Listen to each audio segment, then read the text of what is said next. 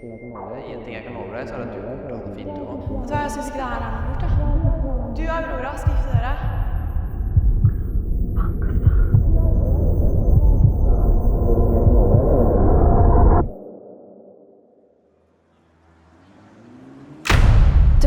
Vent litt, da. Nei, jeg er ikke interessert i å høre det.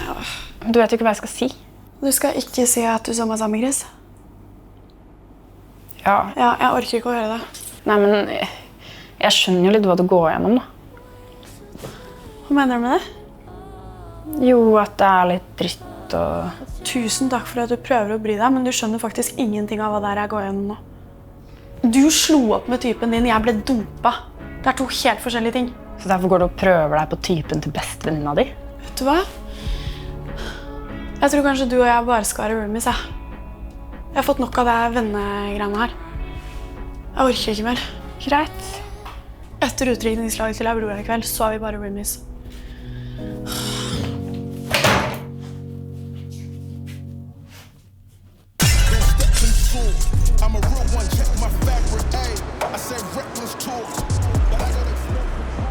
Men det er jo ikke det du skal si.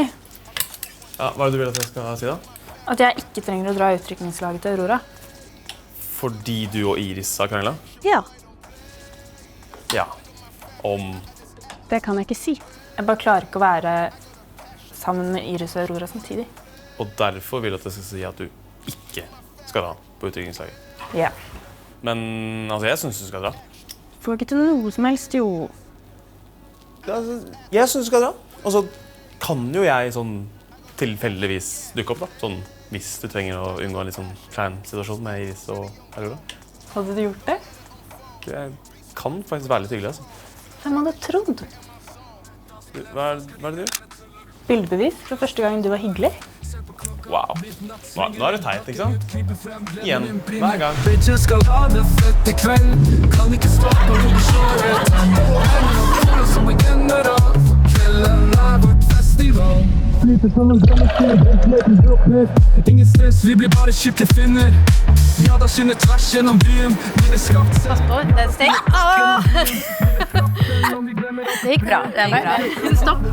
Vær så god, nå kan du se.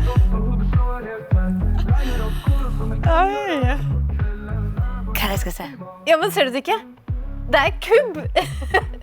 Det er kubb. Jeg sa vi skulle gått for beer pong.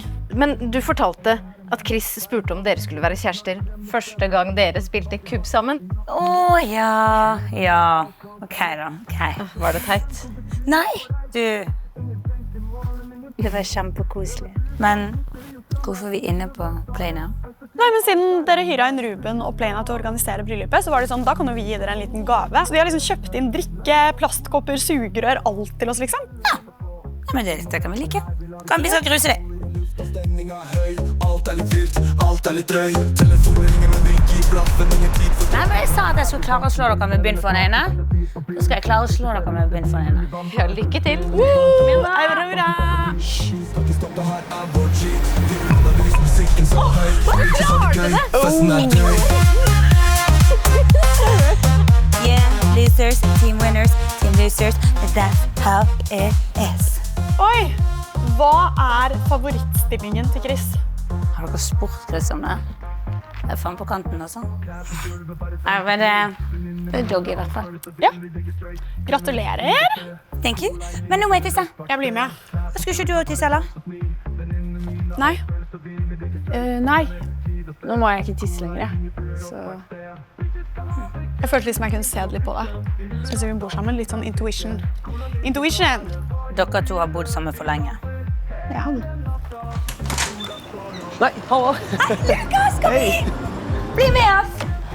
Ja, altså, jeg skulle egentlig bare legge fra meg jakka som Ella hadde glemt på jobb. Ja. Ella har vært skikkelig flink i kubb. Og så er hun jævlig wifi.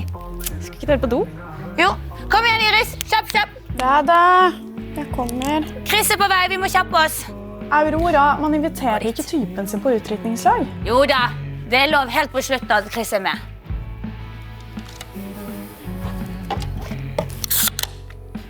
Men hvor Krisa har vært der nå, på en skala fra 1 til 10?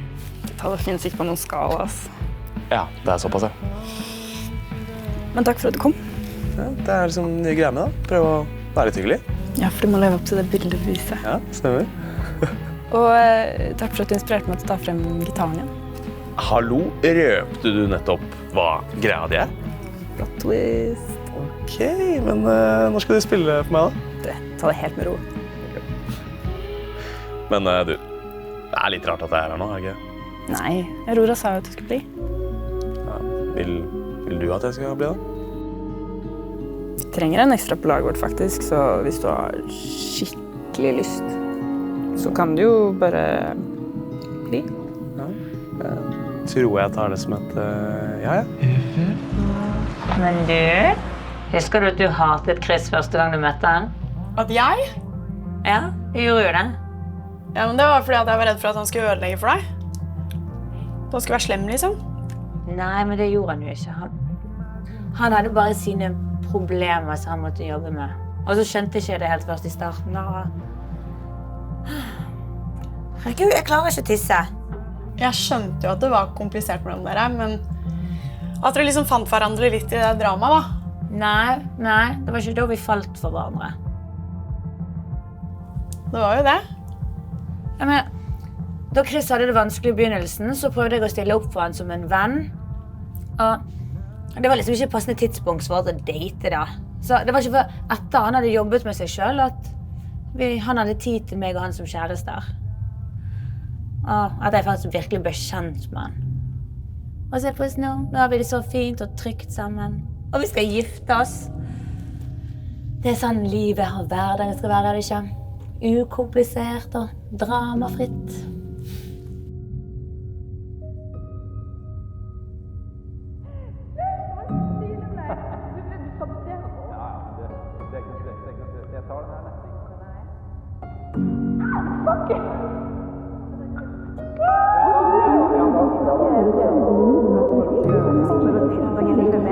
Derfor går du og prøver deg på typen det beste. Andre i livet, jeg ser for meg å tilbringe livet med en Chris. Det er veldig bra å kjenne på det hvis man sliter med panikkangst. Og jeg graver og prøver å komme meg ut av det hullet. Patetisk jeg føler meg da! En ting jeg kan love deg, så at du kommer til å ha det fint du også. Det kommer bare til å ta litt tid. Ok?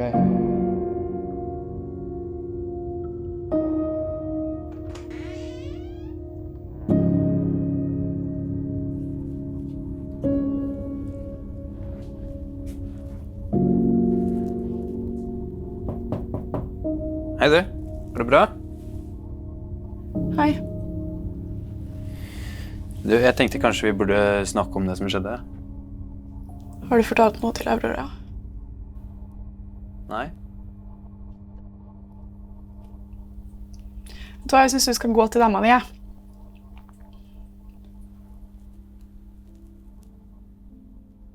Ja.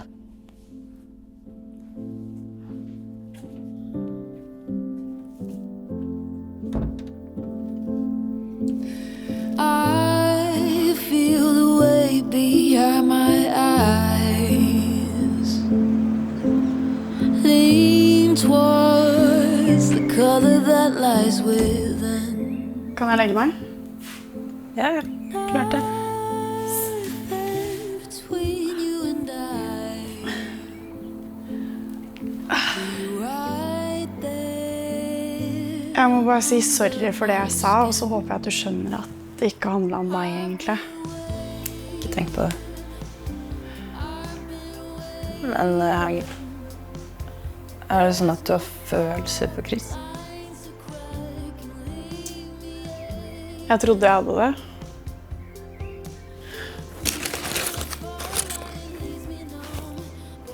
Nå tenker jeg kanskje heller det handlet om at han fikk meg til å føle meg veldig sett og veldig hørt. Du vet når noen du nesten ikke kjenner engang klarer å sette ord på ting som ikke du klarer å sette ord på selv, da. Så blir det bare veldig, veldig sterkt. Og så tror jeg det bare ble enda mer tydelig for meg at jeg har en god del ting jeg må jobbe med selv, da. Det er ikke meningen å grave, liksom, men jeg har lest en del overskrifter over ting du har gått gjennom i YouTube og sånn. Ja. Tror du at det du går gjennom nå har noe med det å gjøre? Jeg vet ikke. Det kan jo ha noe med det å gjøre. Det ville jo ikke vært helt usannsynlig. Men jeg tror kanskje også det handler om at Jeg har hatt en eller annen sånn helt urealistisk forventning om at fordi at han har gått gjennom mye av det samme selv, så skal han liksom bare fikse alle mine problemer uten at jeg trenger å gjøre noe selv. Skjønner du? Skal du si noe til Aurora? Kommer ikke til å si noe til Aurora. Og det er fordi at heldigvis så gikk det aldri så langt at det er noe å si til Aurora. Jeg ser jo på de som favorittparet mitt, altså. De er ment for hverandre, og jeg kommer ikke til å si noe som kommer til å ødelegge for dem. Det er sikkert lurt. Men er det sånn at hun venninnen til Aurora er musikklærer på det musikkakademiet i Oslo? Ja. Hvordan det? Jeg tenkte kanskje å søke meg inn der. Serr? Driver du med musikk? Ja, eller gjorde. Det er ganske høyt nivå på den skolen da. Det er visst litt ville tilstander. Men hvis du har erfaring, så er det jo... Ja, eller fikk det på en måte inn med morsmerka. Foreldrene dine er musikere? Ja, mamma er det. Serr? Er det noe jeg vet om? Tror du jeg kjenner til henne? Det er noe vi skal snakke om en annen gang, kanskje? Her lærer vi nye ting om hverandre. Ja, så får vi gjøre. Ja. Så går det.